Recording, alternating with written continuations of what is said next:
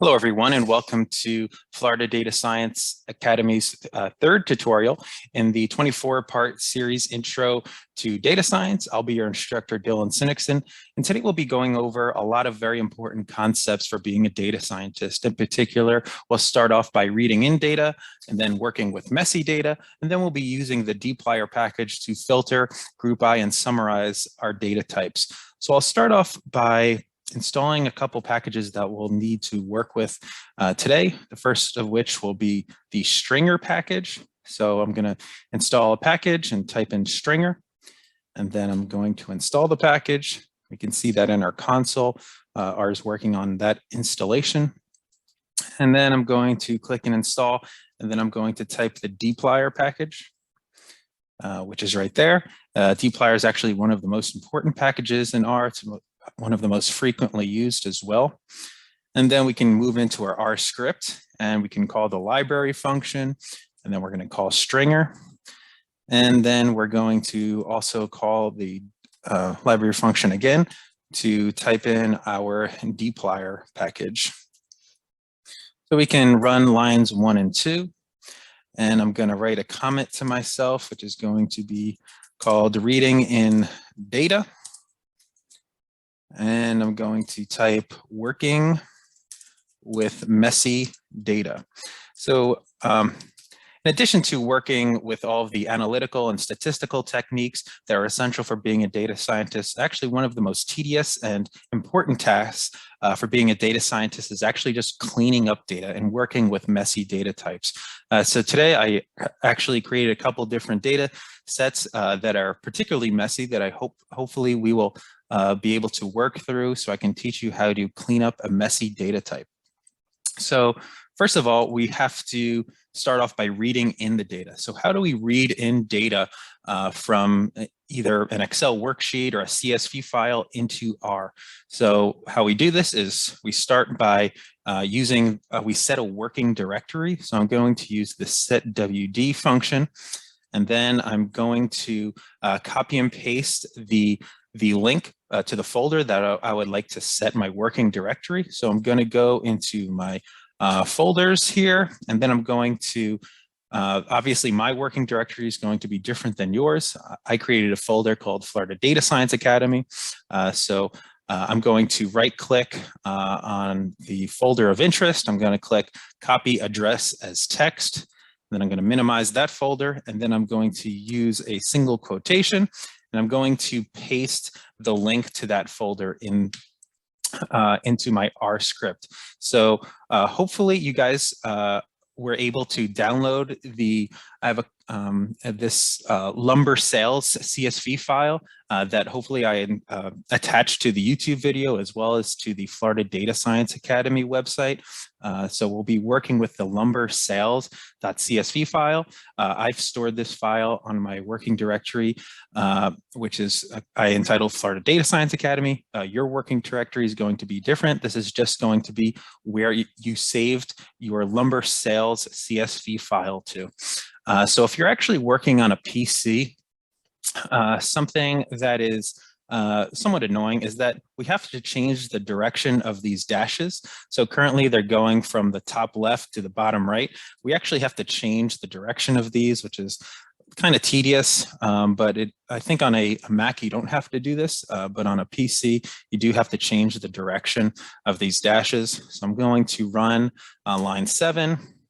Looks like R was successful at setting our working directory. And then I'm going to read in the lumber sales CSV file. So I'll start off by creating an object called lumber sales.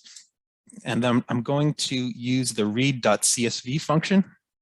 So this is a function that obviously reads in CSV files into R. And then I'm going to use a single quotation. And then on a PC, I'm just going to click tab. And then R is actually going to already link to the folder that I've set as my working directory. I'm just going to scroll all the way down to the L's. Hopefully I have a CSV file called lumber sales. So I will click lumber sales.csv. And then I'm going to run line 8. And we see that the lumber data set is now showing up in our environment. So I can open up this lumber sales data simply by clicking on it in the R environment. And then we can see we get this window that opens up in our R script. And you're probably thinking to yourself, this data set looks very unclean. It looks very difficult to comprehend. And you would be correct, because we have our column names that seem to be relatively meaningless. Our first four rows don't even have any data in them. We can even see that there's some inconsistencies in the typing. We have uppercase and lowercase for our customers, and some of the misspellings in this, maybe something called a product column. So this is a messy data set. This would be something that's very difficult to work with, but you have to clean it up before you can start doing statistical analyses. And this isn't unique to this data set. Almost every single data set that you will work with as a data scientist is going to require a significant amount of data cleaning.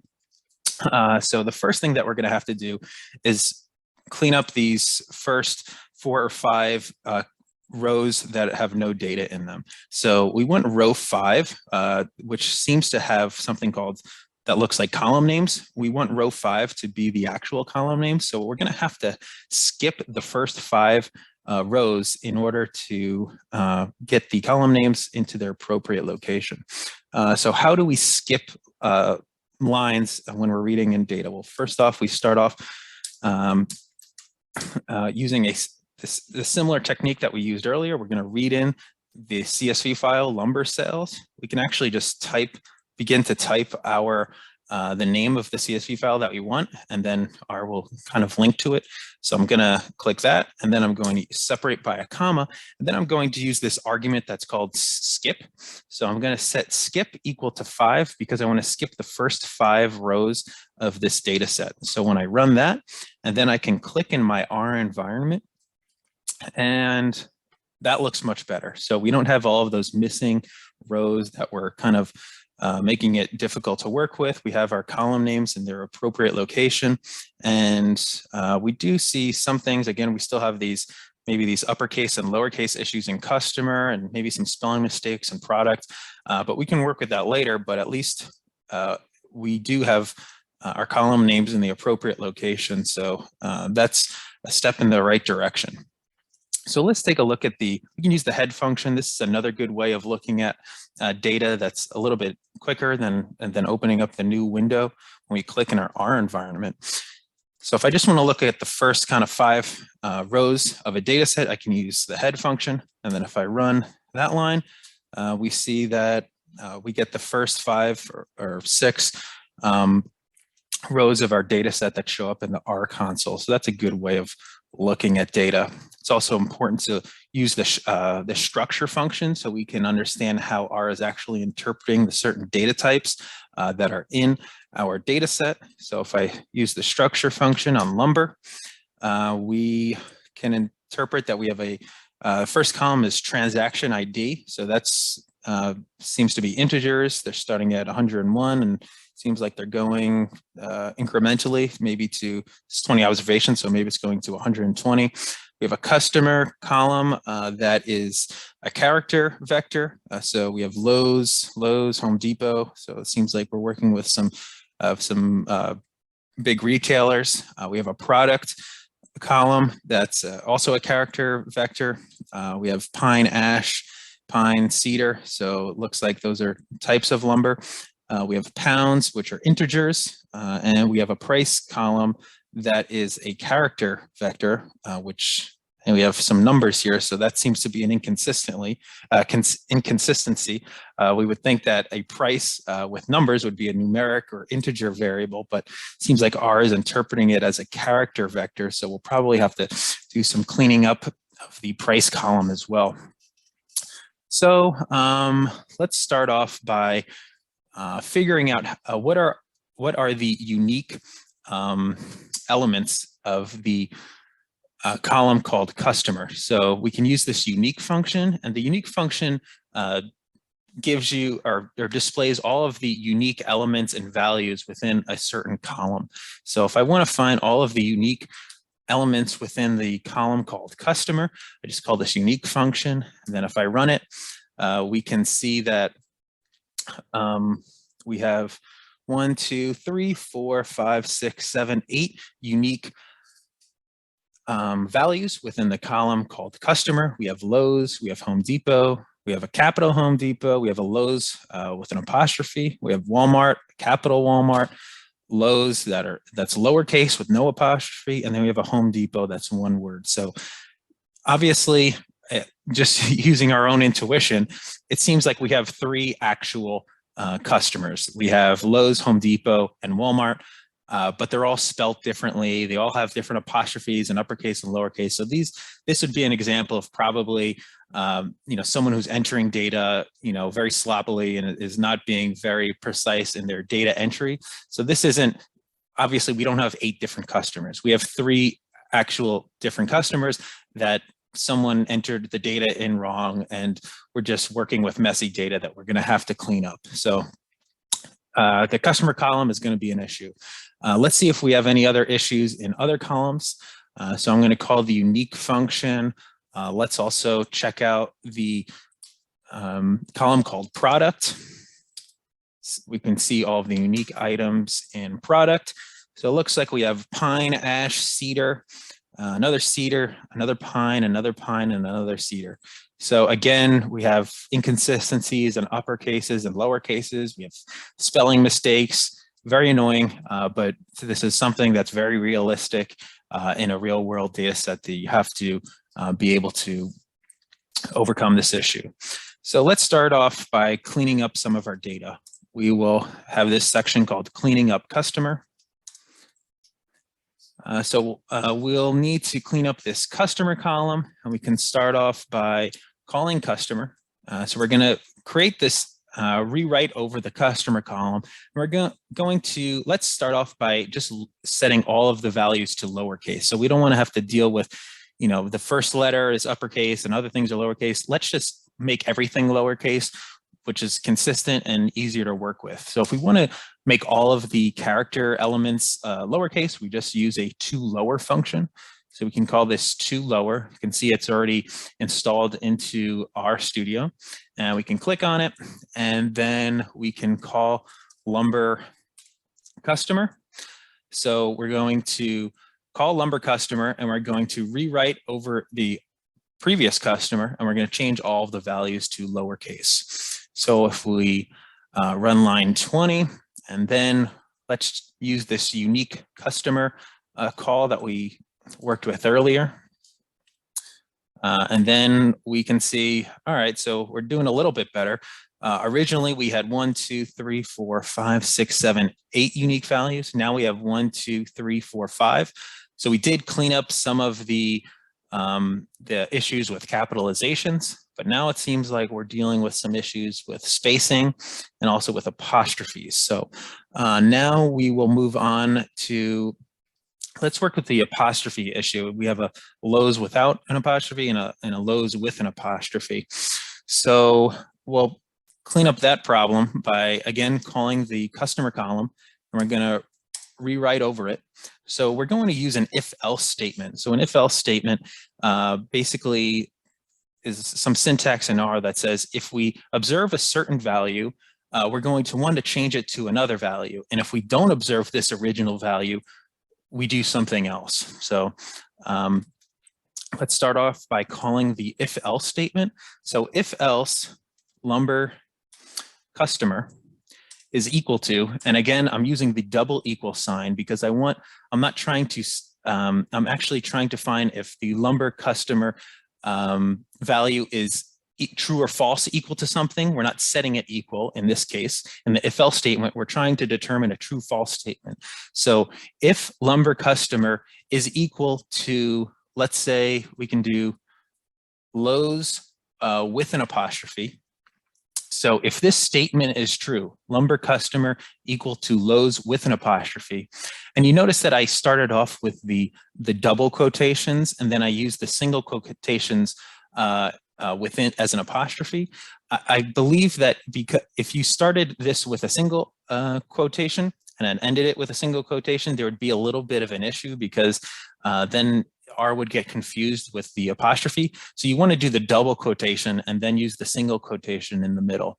So if this statement is true that lumber customer is equal to Lowe's with an apostrophe, we want to change that value to something else. So what we would like to do is to change it to Lowe's without an apostrophe. So I'm going to type in Lowe's without an apostrophe. And if this statement is not true, so we've already changed it to Lowe's without an apostrophe if it does have an apostrophe.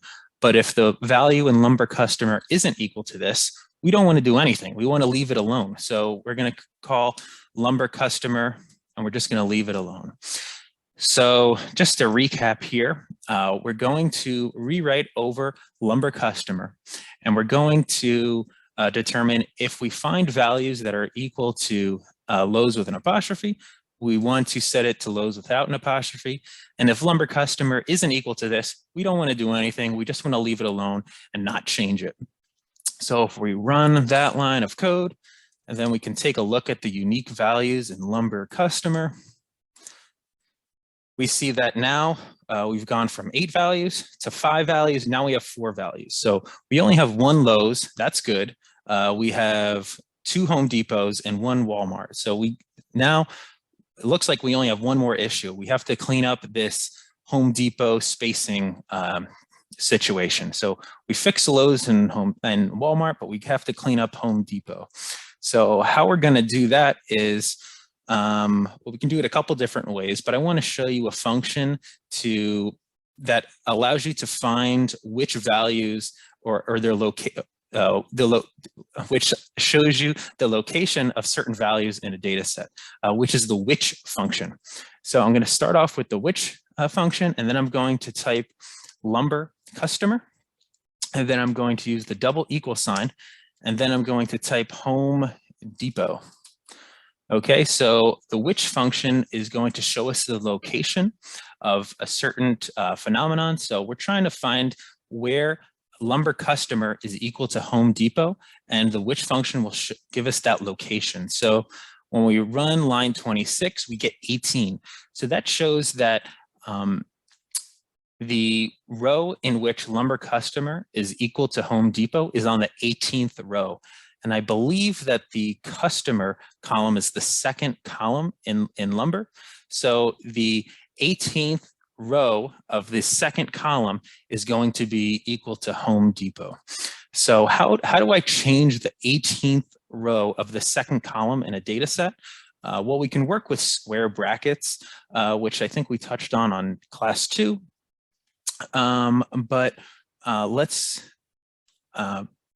do another example here. So if I want to look at lumber and I want to select the 18th row of the second column, we use the syntax here is you always start with the row and then you follow with the column. So we have lumber, square brackets, 18, comma 2. So this would be the 18th row of the second column.